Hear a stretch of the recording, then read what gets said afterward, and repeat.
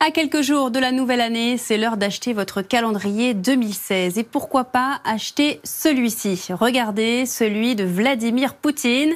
Le président russe, qui a l'habitude de se mettre en scène, s'exhibe torse nu en train de pêcher sur la page du mois de juillet. Au mois d'août, il nous présente le poisson justement qu'il a pêché. On le voit également en train de faire du sport et de caresser un chien.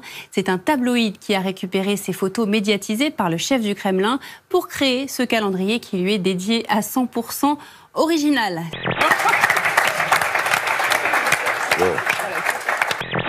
Vous avez détesté l'année 2015, faites comme ces New-Yorkais, jetez vos mauvais souvenirs à la poubelle.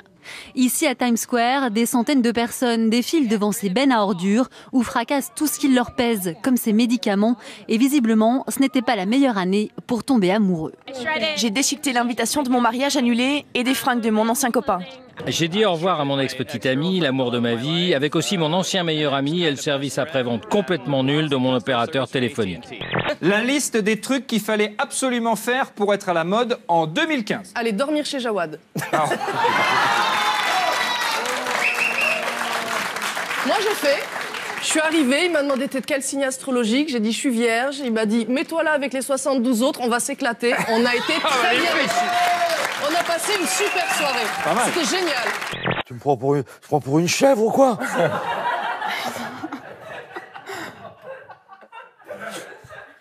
Je vois pas le rappeur. Je vois pas le rappeur. Voilà, c'est bien ce que je dis, ils auraient pu vous embaucher. Merci pour vos encouragements, Myriam. Moi, je sais que je glande pas, je peux pas rester à rien faire. Je me retrouve dans ce qu'il dit Aurel, quoi. Quand on est passionné, les gens ont l'impression qu'on fout rien, mais en fait, on est en train d'inventer un film ou une chanson, et bon. Et comme ça nous passionne et ça nous fait plaisir, ça fait chier tout le monde parce que les autres, ils en chient au boulot, quoi. Le calvaire des petits patrons français complètement paumés face à l'administration, l'URSSAF, les contrôles, les règles qui changent tout le temps, les PME se prennent des pénalités parfois étonnantes. Le journal cite par exemple un redressement pour avantages en nature non déclarés. Pourquoi? Parce qu'un chef d'entreprise offrait des layettes pour la naissance des enfants de ses employés. Et si avantages en nature non déclarés, c'est qu'un exemple, mais hélas, il y en a d'autres. Saloperie, S-A-L-O-P-E-R-I-E. Bon, donc c'est quoi tes passions? C'est sortir, c'est rire, c'est...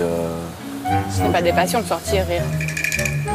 Je lui demande, c'est quoi ses hobbies? Il me dit rire et sortir. Est-ce que c'est des hobbies? Sérieusement?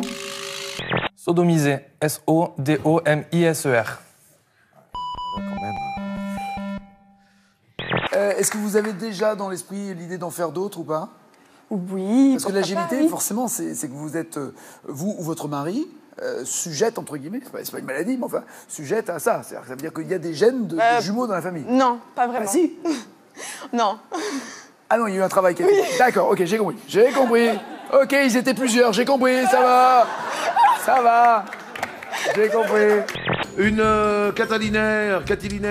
Une catilinaire, c'est une satire très vive. Satire? Des ennuis. Soyez sérieuse. On est dans une émission sérieuse. Ah oui, pardon.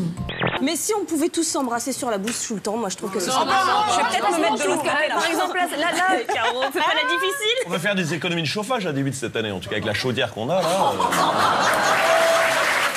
Il y a le Père Noël qui est placé bizarrement ici. Il regarde dans ta culotte, le Père Noël. Écoute. Non mais dis donc. Regarde. Non mais ça va pas, non. Attendez. Voilà. Il va regarder dans ton slip. Voilà, oui, bah.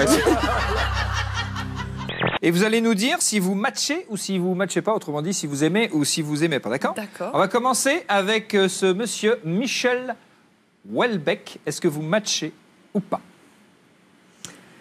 Ah, mais il y a tellement frais de dentisterie que je peux pas. J'ai pas les moyens. Il y a des requins? Arrête. C'est ça, c'est tout. Non mais tu sais que là on peut se décrocher à tout moment? Arrête. Non mais imagine là, coupure. Tu crois on va rester bloqué? Tu crois que ça tient comme ça? Mais il n'y a pas de coupure et ça ne marche pas à l'électricité. On a l'impression qu'on n'est pas haut parce qu'en fait on voit la même couleur, tu vois, c'est platonique. Je sais pas se dire quoi, mais tu vois. Platonique, ça n'a rien à voir. Ouais. Est venu ici pour me taper, mais fais gaffe parce que c'est TPMP. Les fumiers, moi j'en fais du compost quand ils touchent à mon poste. J'assume mes opinions. Tu dis que j'ai le melon, mais le melon, moi, je l'ai dans le pantalon. Quand il me donne de l'intention, ça me fait chaud au cœur. C'est vrai, bougez tout. Carrément, d'accord. Elle me dégoûte. J'aurais envie qu'il y ait un requin qui débarque et qui lui bouffe sa grosse cuisse pleine de cellulite à elle, là. Donc pour cette épreuve, vous allez devoir affronter Xavier et vous allez devoir préparer un plat à partir de ça. Un cochon! Une bête entière, avec tout! Sa tête, son groin, ses petites dents, ses oreilles, ses pieds. Un joli cochon. Des dizaines de chiens recueillis dans un refuge des Yvelines. Ils ont ainsi échappé au pire. Plus de 170 cadavres d'animaux ont été découverts au domicile de leur propriétaire dans l'Aisne.